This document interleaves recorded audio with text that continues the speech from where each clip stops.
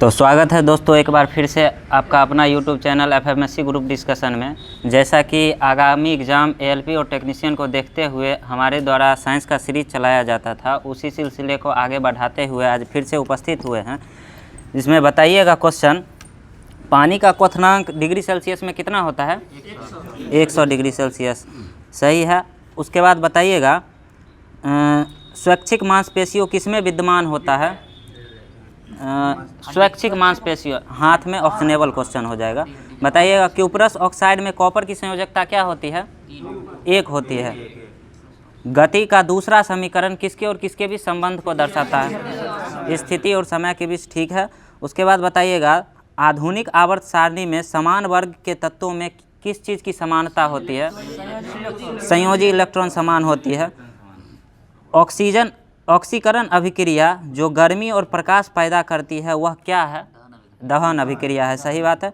उसके बाद बताइएगा तो एक कंडक्टर का प्रतिरोध सीधे अनुपातिक होता है किस चीज़ का?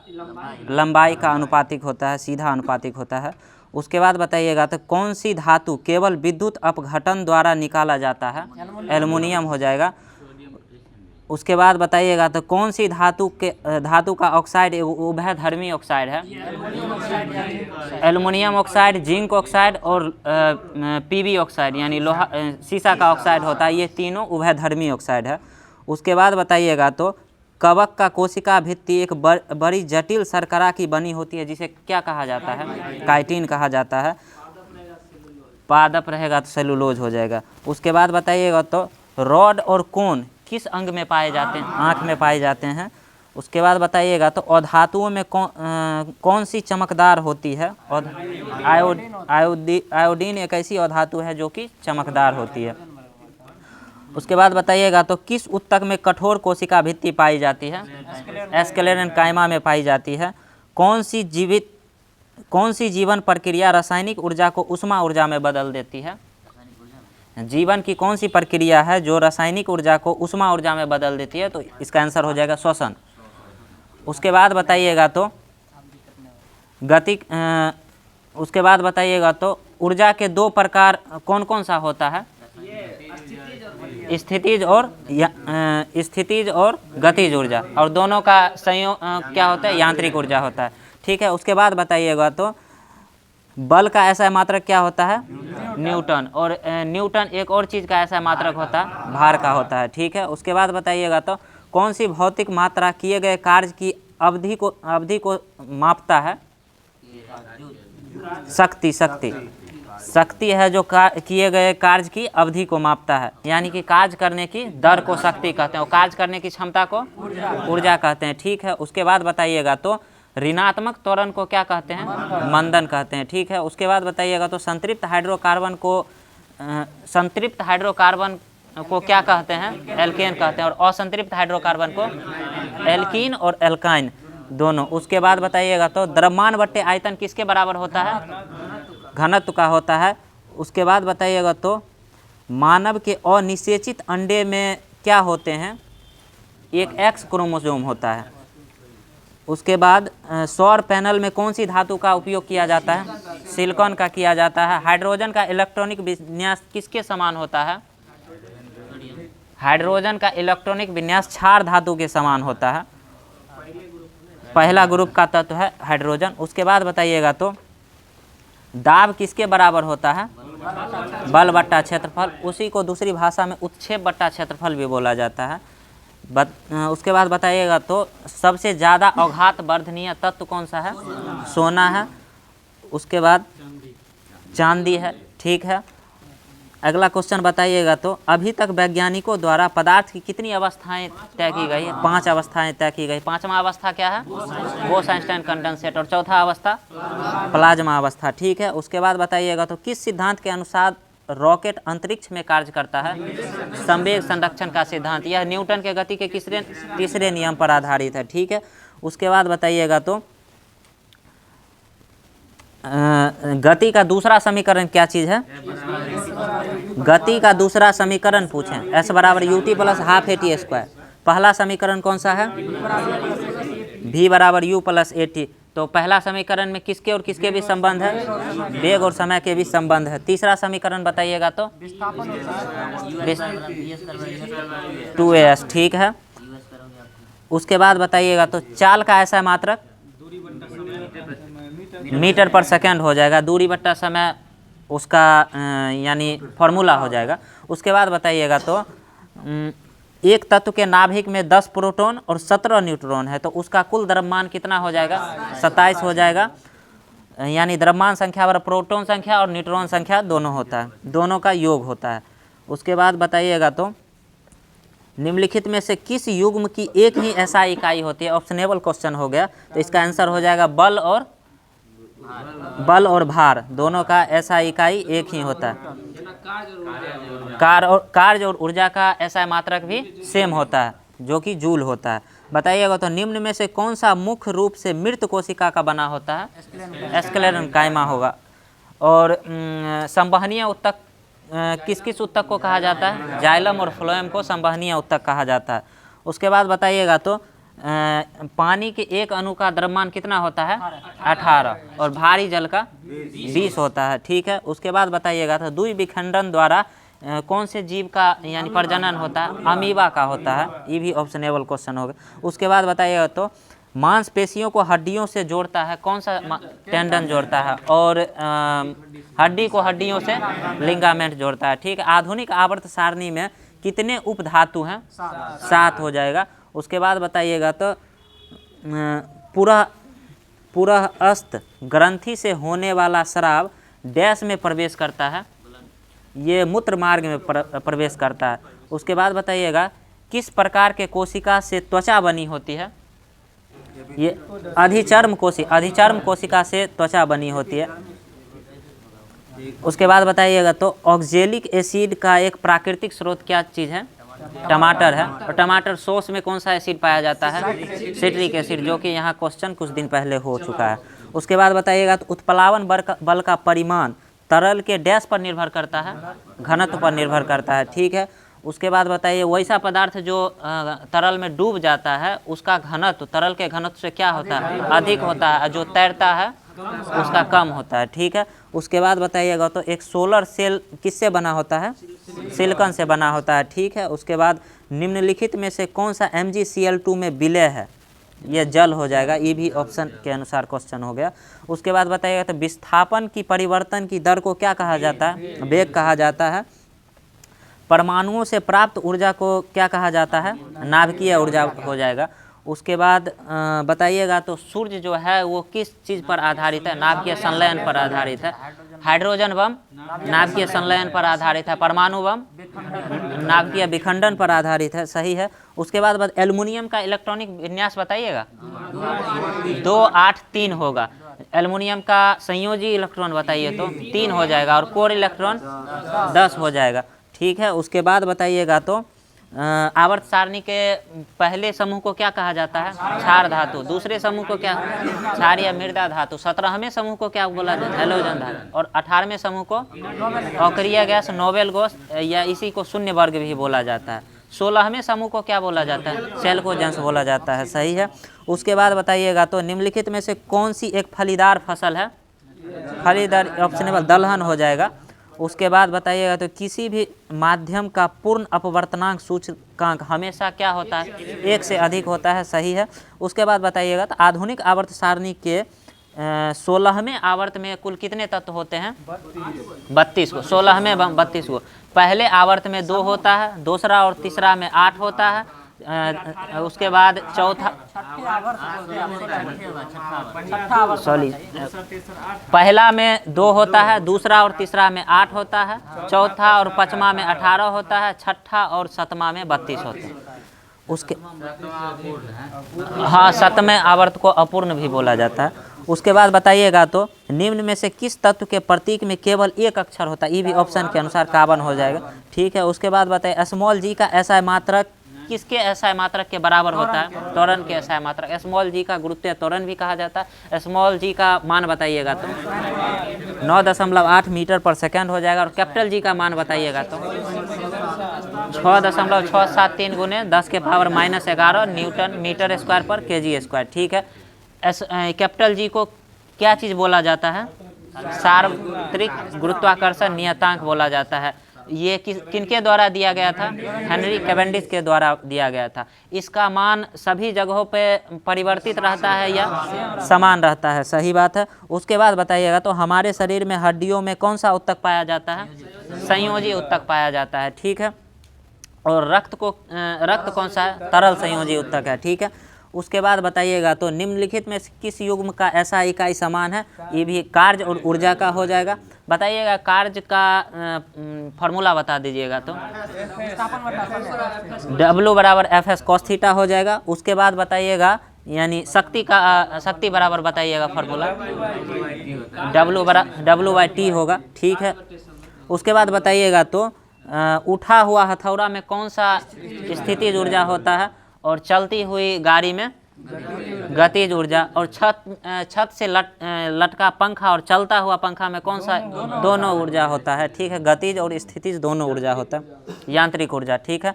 उसके बाद बताइएगा तो बड़े परमाणुओं वाले तत्वों से बने बंध को में कैसा बंधन होता है? ये कमजोर होता है, सही है। उसके बाद बताइएगा तो दांतों का टूटना तब शुरू हो जाता है जब मुंह का पीएच मान कितना से 5.5 से कम हो जाता है तो दांतों का टूटना शुरू हो जाता है, ठीक है। उसके बाद बताइएगा तो वर्षा का पीएच मान कितना से कम? 5.6 से कम हो जाएगा तो उसे अम्लीय वर्षा कहेंगे। सही आंसर है। उसके बाद बताइएगा तो प्रकाश वर्ष द्वारा किसे मापा जाता है? दूरी मापा जाता है। तो बता दीजिएगा एक प्रकाश वर्ष बराबर कितना मीटर होता है? 9.46 गुने 10 के पावर 15 मीटर होता है। उसके बाद दूरी मापने की सबसे सर्वाधिक इकाई पारसेक हो, तो पारसेक को प्रकाश वर्ष में बताइए तो कितना होगा? 3.26 प्रकाश वर्ष हो जाएगा। और पारसेक को मीटर में बताइए तो 3.08 गुने 10 के पावर 16 मीटर हो जाएगा, ठीक है। उसके बाद बताइएगा तो मंदता का ऐसा इकाई बताइएगा? मीटर पर सेकंड। मंदता किसे कहा जाता है? ऋणात्मक त्वरण को। जब वस्तु मंदता की ओर रहेगा तो उसका क्या चीज घटेगा? वेग घटेगा, वेग घटेगा। सही बात। उसके बाद बताइएगा जो डैश समूह के पौधे को सामान्यतः शैवाल कहा जाता है? थैलोफाइटा समूह को, ठीक है। उसके बाद बताए पादप जगत का उभयचर किसे कहा जाता है? ब्रायोफाइटा को कहा जाता है, ठीक है। उसके बाद डाल्टन का सिद्धांत किस नियम पर आधारित है? डाल्टन का सिद्धांत इस नियम पर आधारित है तो रासायनिक संयोजन के नियम पर आधारित है। उसके बाद बताइएगा एक एकल आवृत्ति द्वारा उत्पन्न ध्वनि को क्या कहा जाता है? टोन कहा जाता है, ठीक है। इसी को और नाम स्वर या तान भी बोला जाता है। उसके बाद बताइएगा तो गैस का उपयोग चिप्स को ऑक्सीकृत होने से रोकने के लिए किया जाता है, ये नाइट्रोजन गैस है। ओम का नियम बताइएगा तो क्या है? V बराबर IR। यहाँ पर R क्या है? R प्रतिरोध है, इस नियतांक हो जाएगा प्रतिरोध, जो कि प्रतिरोध है। उसके बाद बताइएगा तो विद्युत धारा का ऐसा इकाई क्या है? एम्पियर है। और विभवांतर का वोल्ट है। वोल्ट मीटर से क्या चीज़ मापा जाता है? वोल्ट मीटर से विभवांतर मापा जाता है। और आमीटर से विद्युत धारा। गैल्वेनोमीटर से क्या मापा जाता है? धारा की उपस्थिति मापा जाता है, ठीक है। उसके बाद बताइएगा तो और प्रतिरोध को मापने वाला यंत्र क्या है? ओम मीटर है। और एक होता है मल्टीमीटर। मल्टीमीटर से क्या चीज़ मापा जाता है? धारा, विभवांतर, प्रतिरोध सब कुछ को मापा जाता है मल्टीमीटर से, इसलिए उसका नाम ही मल्टीमीटर है। उसके बाद बताइएगा तो मनुष्य में महिलाओं में यौन गुणसूत्रों का जो जोड़ा होता है उसे क्या कहा जाता है? XX कहा जाता है। और पुरुष में XY। मनुष्य में कुल कितने जोड़ा गुणसूत्र होता है? 23 जोड़ा गुणसूत्र होता है, जिसमें ऑटोसोम्स की संख्या कितना होता है? ऑटोसोम्स 22 जोड़ा होता है। और एलोसोम्स होता है 1 जोड़ा, जिसको यानी कि लिंग गुणसूत्र भी कहते हैं। सही बात है। उसके बाद बताइएगा तो आधुनिक आवर्त सारणी में से किस वर्ग में पूर्ण अंतराल वाले संयोजी इलेक्ट्रॉन और रासायनिक रूप से अक्रिय तत्व होते हैं? 18वें ग्रुप में, ठीक है। उसके बाद बताइएगा तो हाइड्रा, स्टारफिश, प्लेनेरिया निम्न में से किस प्रकार से यानी प्रजनन करता है? ये पुनर्जनन विधि हो जाएगा, जिसमें हाइड्रा जो है ये पुनर्जनन और मुकुलन दोनों विधि से प्रजनन करता है। ठीक है, उसके बाद बताइएगा तो बड़े परमाणुओं वाले तत्वों के बंध कैसा होता है, तो बहुत कमज़ोर होता है। ठीक है, उसके बाद बताइएगा तो मेंडलीव की आवर्त सारणी में तालिका डैश में निकेल से पहले दिखाई देता है, तो ये कोबाल्ट हो जाएगा। ठीक है, फिर हाँ ये इसका दोष था, इसी के कारण मतलब ये उसके विफल होने का ये भी एक कारण था। उसके बाद बताइएगा तो आधुनिक आवर्त सारणी का खोज कौन किया था? आधुनिक आवर्त सारणी मोसले। आवर्त सारणी का खोज मेंडलीव के द्वारा किया गया था और आधुनिक आवर्त सारणी मोसले के द्वारा दिया गया है। उसके बाद बताइएगा तो फेरम सल्फेट का क्रिस्टलीय रूप जो होता है उसका रासायनिक सूत्र बताइएगा। फेरस सल्फेट FeSO4, तो इसमें क्रिस्टलीय रूप में कितने जल का अणु होता है? 7 होता है, FeSO4 × 7H2F। उसके बाद बताइएगा तो कॉपर सल्फेट का सूत्र बताइएगा तो CuSO4, और इसमें जल का 5 अणु जल का होता है। ठीक है, तो बताइएगा कॉपर सल्फेट का रंग कैसा होता है? नीला होता है, और ये फेरस सल्फेट का रंग कैसा होता है?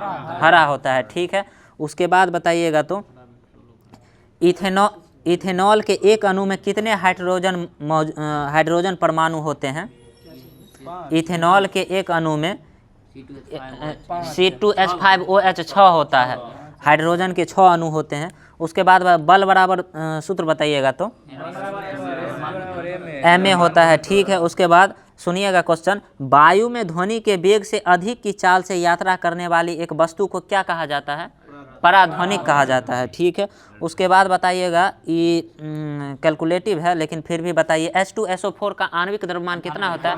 98 U होता है। ठीक है, उसके बाद बताइएगा तो वस्तु का संवेग किस किस चीज़ पर निर्भर करता है?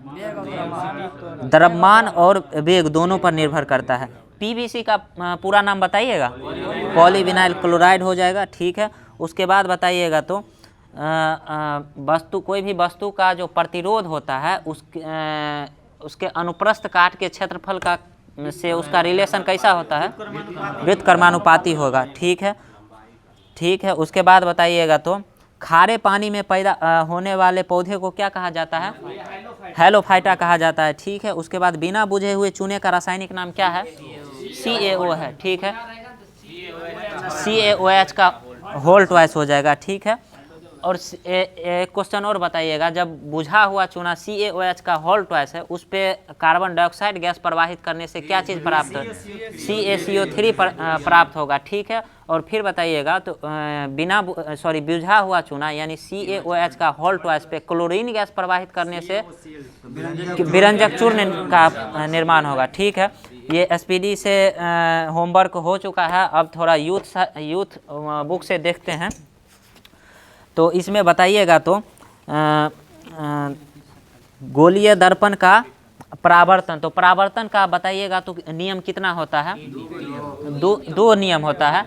पहला नियम होता है जो आपतन कोण और परावर्तन कोण दोनों बराबर होता है, और दूसरा नियम होता है जो आपतित किरण, अभिलंब पर डाला गया लंब और परावर्तित किरण तीनों एक ही समतल में होता है। ठीक है, उसके बाद बताइएगा अगला क्वेश्चन, जो कि इसमें तो न्यूमेरिकल ही ज़्यादा है। सुनिएगा क्वेश्चन, अवतल दर्पण के डैश के समांतर प्रकाश पुंज परावर्तन के बाद मुख्य फोकस से होकर गुजरेगा, तो ये हो जाएगा मुख्य अक्ष। मुख्य अक्ष के समांतर जो आपतित किरण होगा वो परावर्तन के बाद मुख्य फोकस से होकर गुजरेगा। ठीक है, उसके बाद बताइएगा एक प्रकाशिक उपकरण X की फोकस दूरी, ये तो मतलब न्यूमेरिकल हो गया।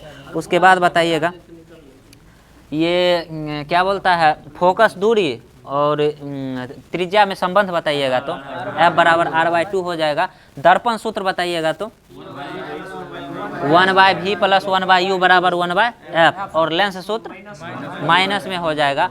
आवर्धन का फॉर्मूला बताइएगा तो -v/u हो जाएगा। ठीक है, और आवर्धन h' यानी वस्तु की हाइट ऑफ इमेज बटे हाइट ऑफ ऑब्जेक्ट होता है। ठीक है, उसके बाद बताइएगा अगला क्वेश्चन, गोलीय दर्पण द्वारा उत्पन्न आवर्धन किसके बराबर होता है? जो कि वही हो जाएगा हाइट यानी कि प्रतिबिंब की ऊंचाई बटे वस्तु की ऊंचाई। ठीक है, उसके बाद बताइए गोलीय दर्पण के मुख्य फोकस, गोलीय दर्पण के मुख्य फोकस, वक्रता केंद्र और ध्रुव से गुजरने वाली काल्पनिक रेखा को क्या कहा जाता है?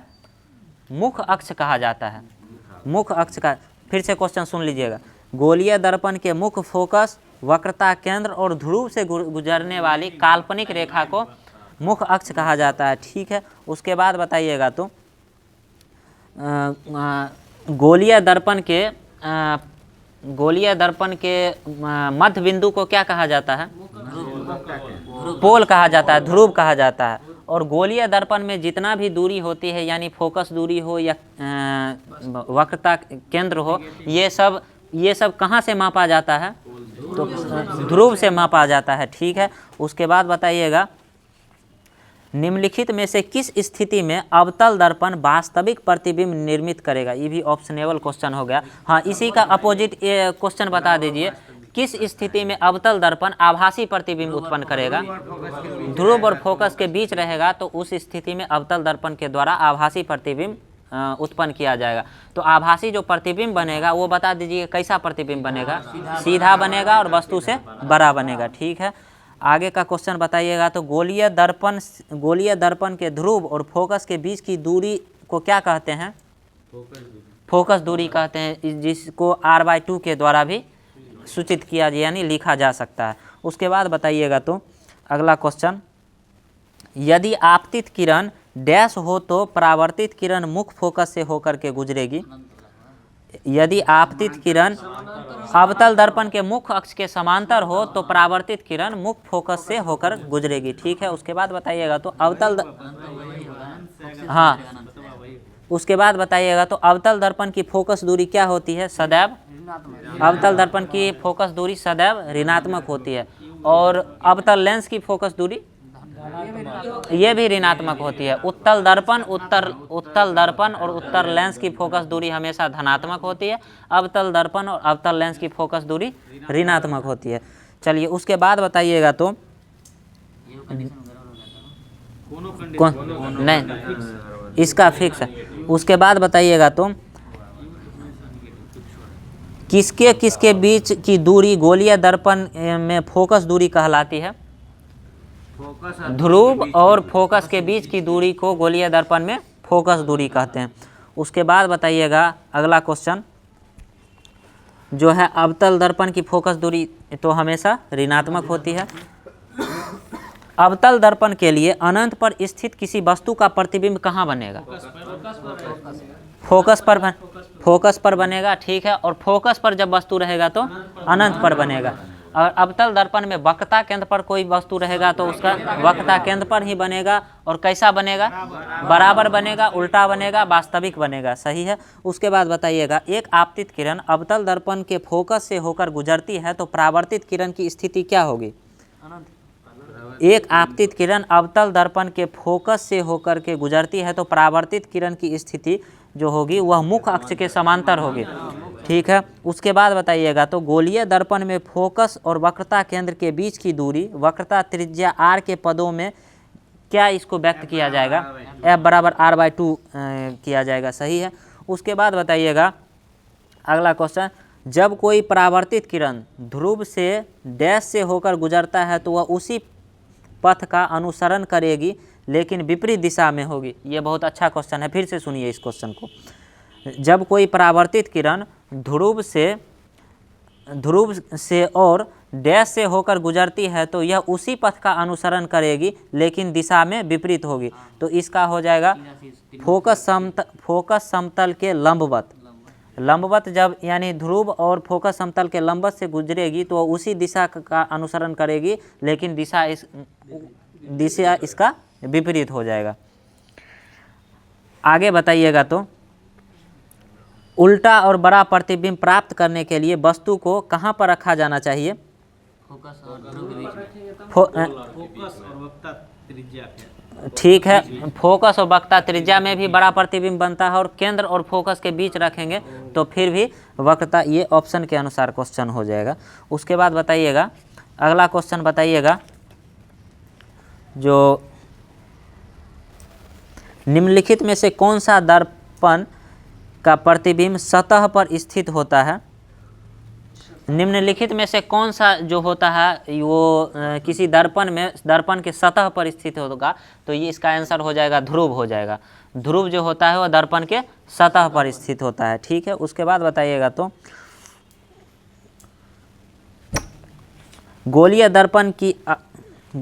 दर्पण की अवधारणा क्या है, तो ये प्रकाश का परावर्तन करता है, और लेंस क्या करता है, प्रकाश का अपवर्तन करता है। ठीक है, उसके बाद बताइए दर्पण सूत्र बताइएगा तो 1/f बराबर 1/।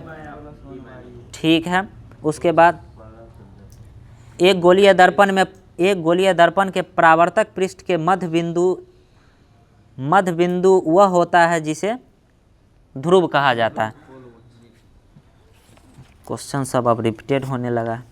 उसके बाद बताइएगा अगला क्वेश्चन, निम्नलिखित में से किस में उत्तल दर्पण का उपयोग किया जाता है, तो ये भी ऑप्शन के अनुसार ये वाहनों के साइड मिरर में उत्तल दर्पण का उपयोग किया जाता है। आगे बताइएगा तो हजामती दर्पण यानी दाढ़ी बनाने वाले अवतल दर्पण का उपयोग किया जाता है। ठीक है, वाहनों के हेडलाइट में कौन सा अवतल दर्पण का उपयोग किया जाता है, वाहनों के हेडलाइट में अवतल दर्पण का उपयोग किया जाता है, और वाहनों के साइड मिरर में उत्तल दर्पण का उपयोग किया जाता है। ठीक है, आगे बताइएगा क्वेश्चन, जब एक वस्तु को अवतल दर्पण के वक्रता केंद्र से बाहर रखा जाता है तो उसका छवि कहाँ बनेगा, हाँ, तो उसका फोकस और केंद्र के बीच बनेगा। ठीक है, उसके बाद बताइएगा तो डैश को एक अपसारी दर्पण भी कहा जाता है, उत्तल दर्पण को अपसारी दर्पण कहा जाता है और अवतल दर्पण को अभिसारी दर्पण कहा जाता है। ठीक इसी का उल्टा यानी कि उत्तल लेंस को क्या कहा जाएगा,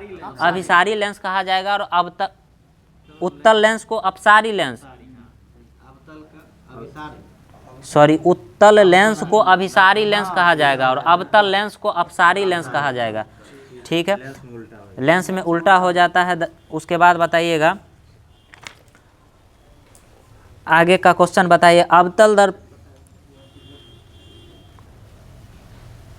हाँ ये बहुत इम्पोर्टेंट क्वेश्चन है, बताइएगा तो किसी गोलाकार दर्पण के परावर्तक सतह के व्यास को क्या कहा जाता है, द्वारक कहा जाता है, उसी को अपर्चर कहा जाता है, और उसी को एक ठो और नाम है जिसे छेद कहा जाता है। ये मतलब रेलवे का जो भाषायिक तौर पर जो खेलने वाला आदत है, इसमें इस चीज़ को यानी कि बार बार रिपीट करता है और एक ही क्वेश्चन को अलग अलग भाषा के द्वारा पूछा जाता है। तो इसी का क्वेश्चन है, गोलाकार दर्पण के परावर्तक सतह के व्यास को द्वारक कहा जाता है, इंग्लिश में द्वारक को ही अपर्चर कहा जाता है, उसी का एक और नाम छेद है। ठीक है, फिजिक्स का जो भी होमवर्क था वो करा दिया गया है। आगे केमिस्ट्री को देखते हैं।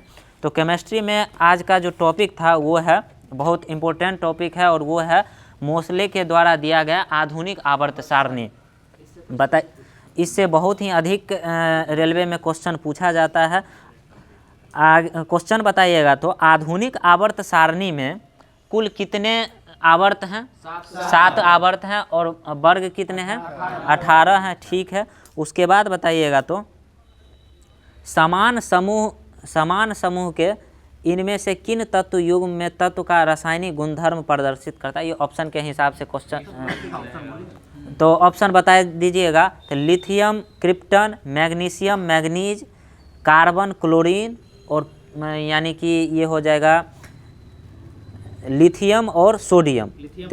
लिथियम सोडियम हो जाएगा, एक वर्ग में आता है जो कि समान गुणधर्म को दिखाता है। उसके बाद बताइएगा तो हैलोजन को आधुनिक आवर्त सारणी के किस समूह में रखा गया है, 17वें समूह में रखा गया है। ठीक है, पहले समूह के तत्व को क्या बोला जाता है, क्षार धातु बोला जाता है। उसके बाद बताइए 18वें समूह के तत्व को क्या बोला जाता है, अक्रिय गैस बोला जाता है। बताइएगा तो SPDF 4 ब्लॉक होते हैं, तो S ब्लॉक में किन किन समूह के तत्व को रखा गया है, पहला और दूसरा समूह को S ब्लॉक में रखा गया है, और P ब्लॉक में कौन कौन समूह को, 13 से 18 को P ब्लॉक में रखा गया है, और 3 से लेकर के 12 तक में D ब्लॉक को रखा गया है, और लेंथेनाइट और एक्टेनाइट को F ब्लॉक में रखा गया। ठीक है, उसके बाद बताइएगा अगला क्वेश्चन, आधुनिक आवर्त सारणी के समूह 2 वाले तत्व को क्या कहता है? दूसरे क्षारीय मृदा धातु कहा जाता है। ठीक है, आगे बताइएगा। तो आधुनिक आवर्त सारणी का वर्गीकरण किसके द्वारा प्रस्तुत किया गया था? मोसले के द्वारा, हेनरी मोसले के द्वारा किया गया था। ठीक है, उसके बाद बताइएगा। तो आधुनिक आवर्त सारणी में अब तक लगभग कितने तत्व ज्ञात हैं? 118 तत्व ज्ञात हैं। उसके प्राकृतिक 118 में प्राकृतिक रूप से कितने तत्व पाए जाते हैं? 94 तत्व पाए जाते हैं। ठीक है, उसके बाद बताइएगा। तो आधुनिक आवर्त सारणी में अधातु की संख्या कितनी है? 22 है। ठीक है, और उपधातु की संख्या 7 है। 22 अधातु में से कितने अधातु द्रव अवस्था में है? द्रव में एक धातु द्रव अवस्था में है, जो कि कौन सा है?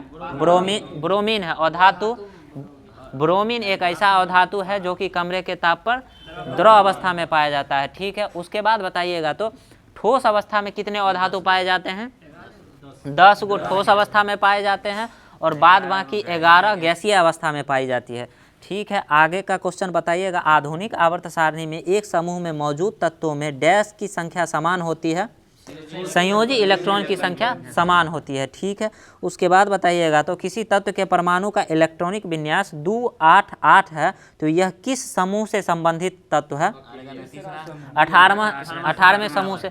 ठीक है, तो इसमें बता दीजिएगा। तो इलेक्ट्रॉनिक विन्यास जैसा कि बताए 2 8 8 है, तो ये आर्गन का हो जाएगा, समूह 18वां हो जाएगा। तो इसमें आवर्त बताइए, कौन से आवर्त है? तीसरा आवर्त। ठीक है, उसके बाद बताइएगा। तो आधुनिक आवर्त सारणी में कितने समूह और कितने आवर्त हैं? 18 समूह और 7 आवर्त हैं। ठीक है, उसके बाद बताइएगा। तो आधुनिक आवर्त सारणी के समूह में दूसरे समूह में तत्वों की संयोजकता कितनी होती है? 2 होगा। दूसरे समूह में तत्वों की संयोजकता 2 होगा। ठीक है, उसके बाद आगे का क्वेश्चन बताइएगा। तो निम्नलिखित में से कौन सा समूह धातुओं का प्रतिनिधित्व करता है? तो ये ऑप्शन के अनुसार हो जाएगा दूसरा समूह, यानी कि बाएं तरफ का आधुनिक आवर्त सारणी में बाएं तरफ धात्विक तत्व को रखा गया है, जबकि दाएं तरफ अधात्विक तत्व को रखा गया है, और बीच में जिगजैग लाइन पे और उपधातु को रखा गया है। ठीक है, आगे बताइएगा। तो निम्न में से कौन सा समूह शून्य संयोजकता को निरूपित करता है?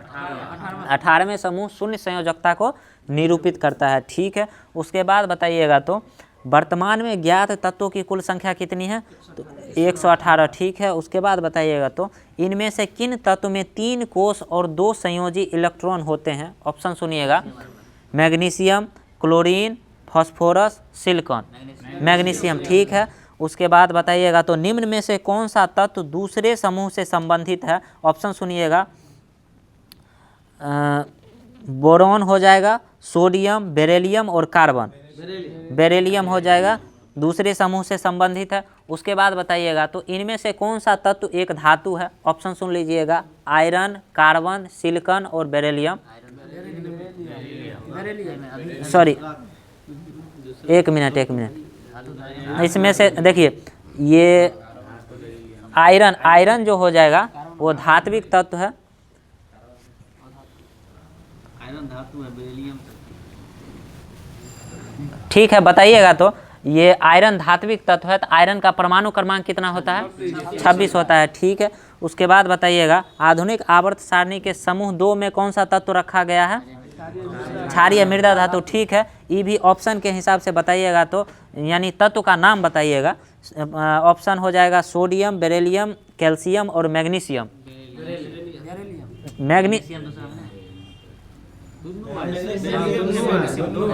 दोनों आ जाएगा। ठीक है, लेकिन इसमें आंसर गलत, इसमें सोडियम लिखा हुआ है, सोडियम जो कि समूह 1 में रखा गया। ठीक है, उसके बाद बताइएगा। तो इनमें से कौन सा तत्व आधुनिक आवर्त सारणी के आवर्त 3 से संबंधित है? जर्मेनियम, सल्फर, आर्गन और एल्युमिनियम। आर्गन हो जाएगा, जो कि समूह 3 से संबंधित है। सॉरी, आवर्त 3 से संबंधित है। ठीक है, आवर्त 3 से संबंधित हो जाएगा आर्गन, ऑप्शन के अनुसार। उसके बाद बताइएगा। तो आधुनिक आवर्त सारणी में फास्फोरस को कौन से समूह में रखा गया है? फास्फोरस को कौन से समूह में रखा गया है? समूह पूछ रहे हैं, समूह पूछ रहे हैं, तो 15वें समूह में रखा गया है और तीसरे आवर्त में रखा गया है। ठीक है, समूह में, ठीक है, और आवर्त हो जाएगा तीसरा हो जाएगा। ठीक है, उसके बाद बताइएगा तो आधुनिक आवर्त सारणी में निम्नलिखित में से किस समूह में कोई धात्विक तत्व नहीं है? तो ये हैलोजन जो समूह हो जाएगा उसमें कोई भी धात्विक तत्व नहीं हो जाएगा, जो कि ऑप्शन के अनुसार हो जाएगा। वैसे तो 18वें तत्व में भी कोई धातु नहीं है, लेकिन ऑप्शन के अनुसार 17वें समूह जिसमें कोई भी धात्विक तत्व नहीं है। आगे बताइएगा क्वेश्चन, परमाणु संख्या के आधार पर तत्वों का वर्गीकरण किसने किया था? मोसले। और मेंडलीव के द्वारा जो पीरियोडिक टेबल दिया गया वो किस आधार पर दिया गया? परमाणु भार के आधार पर दिया गया। ठीक है, आधुनिक आवर्त सारणी के किस वर्ग में पूर्ण आवरण वाले संयोजी इलेक्ट्रॉन और रासायनिक रूप से अक्रिय तत्व होते हैं? 18वें हो जाएगा। ठीक है, उसके बाद आगे क्वेश्चन बताइएगा तो आधुनिक आवर्त सारणी में कौन से समूह में नोबेल गैस को रखा गया है? 18वें समूह में रखा गया है। ठीक है, आगे बताइएगा क्वेश्चन, जो क्षारीय धातुओं को आधुनिक आवर्त सारणी के कौन से समूह में रखा गया है? पहला समूह में, क्षारीय धातु को पहले समूह में रखा गया। ठीक है, आगे क्वेश्चन बताइएगा तो डैश वर्गीकरण में 7 आवर्त और 18 समूह को रखा गया है, तो ये हो जाएगा आधुनिक आवर्त सारणी में 7 आवर्त और 18 समूह को रखा गया। ठीक है, आगे बताइएगा आधुनिक आवर्त तालिका में, वही क्वेश्चन है,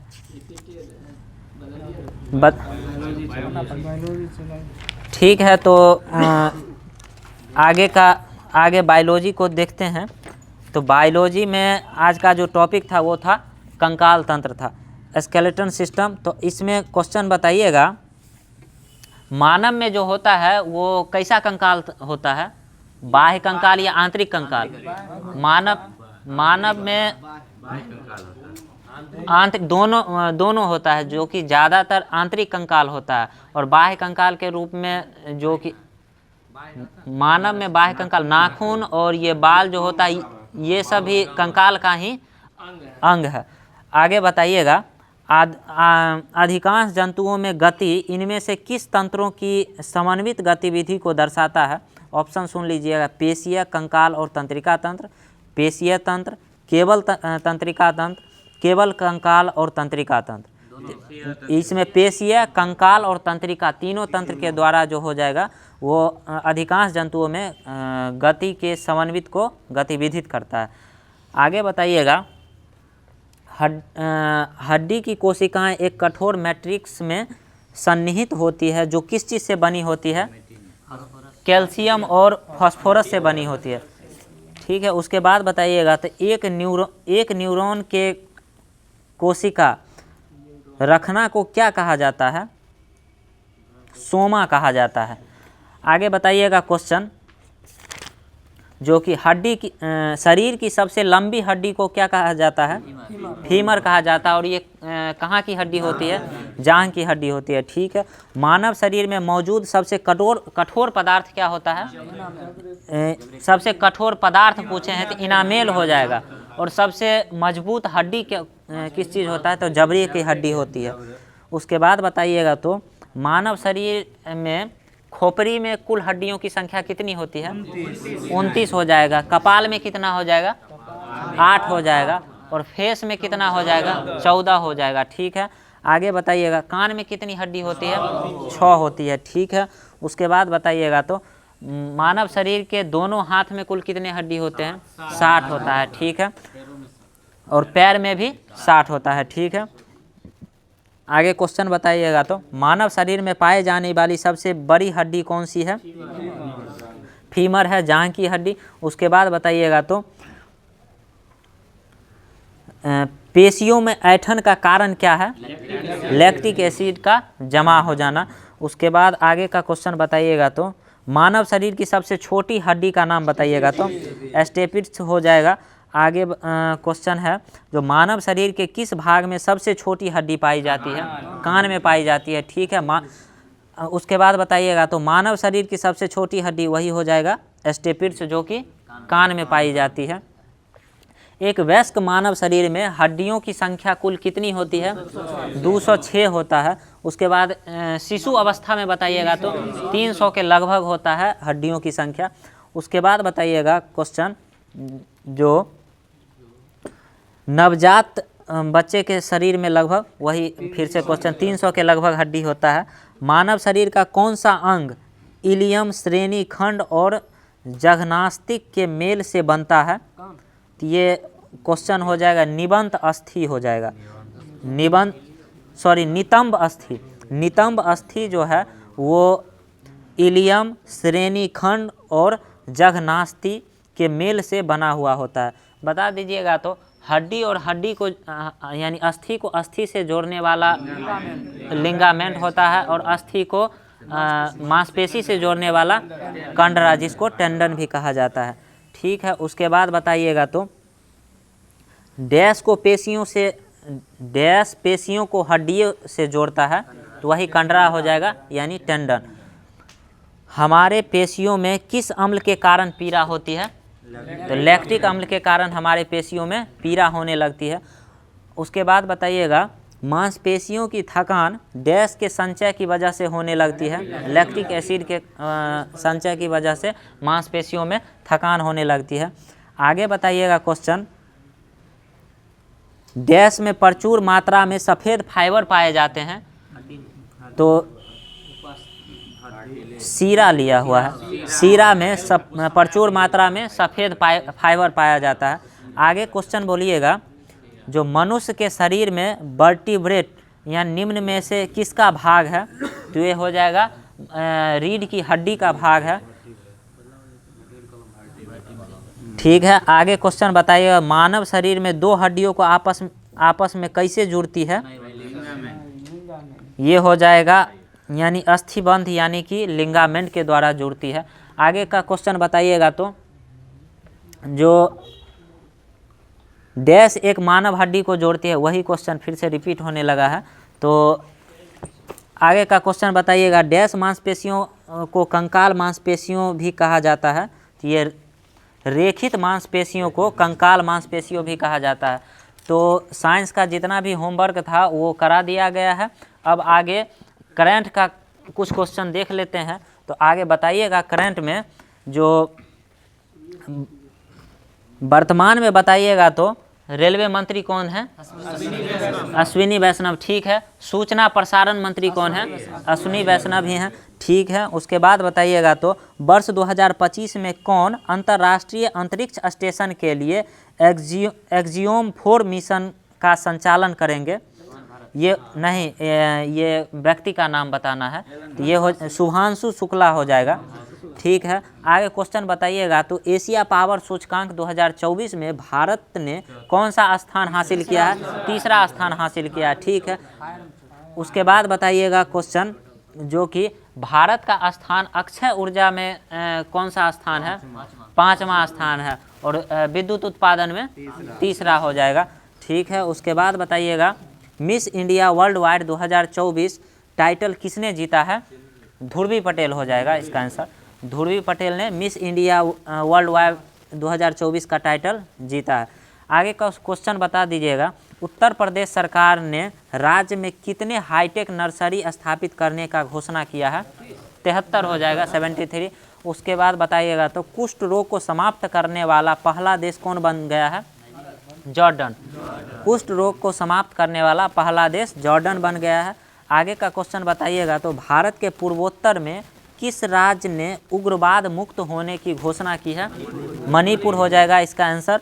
आगे क्वेश्चन बताइएगा तो साल 2025 में IIFA अवार्ड्स का आयोजन कहाँ किया जाएगा? जयपुर में। जयपुर में इसका आंसर हो जाएगा। उसके बाद बताइएगा तो भारत की नई एयरलाइंस कौन सी है जिसे विमानन मंत्रालय से मंजूरी मिली है? तो ये शंख एयर हो जाएगा। आगे का क्वेश्चन बता दीजिएगा, जो किस टेनिस खिलाड़ी ने US ओपन 2024 में महिला एकल का खिताब जीता है? नहीं, आर्यना। ठीक है, उसके बाद बताइएगा किस टेनिस खिलाड़ी ने US ओपन 2024 में पुरुष एकल का खिताब जीता है? ये हो जाएगा जेनिक सिनर हो जाएगा। उसके बाद बताइएगा क्वेश्चन, जो हाल ही में मनकीडिया समुदाय को किस राज्य ने विशेष आदिवासी समूह का दर्जा दिया है? ये नहीं, उड़ीसा हो जाएगा। 55वां IFFI महोत्सव 2024 कहाँ आयोजित किया जाएगा? गोवा में। गोवा में। तीसरे वर्ल्ड फूड इंडिया 2024 का आयोजन कहाँ किया जाएगा? नई दिल्ली में, सही है। आगे बताइएगा, तो एक राष्ट्र एक चुनाव किस समिति के सिफारिश पर किया गया था? रामनाथ कोविंद समिति, ठीक है। उसके बाद बताइएगा, तो तेजस लड़ाकू विमान उड़ाने वाली पहली महिला पायलट कौन बनी है? मोहना सिंह। तेजस लड़ाकू विमान उड़ाने वाली पहली महिला पायलट बनी है मोहना सिंह, ठीक है। हाल ही में किसने NPS वात्सल्य योजना को लॉन्च किया है? निर्मला सीतारमण। आगे बताइएगा, तो हाल ही में किस केंद्रीय मंत्री ने भास्कर पोर्टल लॉन्च किया है? ये पीयूष गोयल जी हो जाएंगे।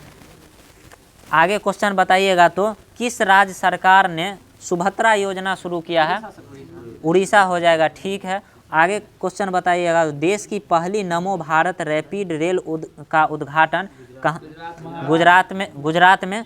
उसके बाद बताइएगा, भारत सरकार ने वरिष्ठ नागरिकों के लिए कितने लाख रुपए की स्वास्थ्य बीमा को मंजूरी दी है?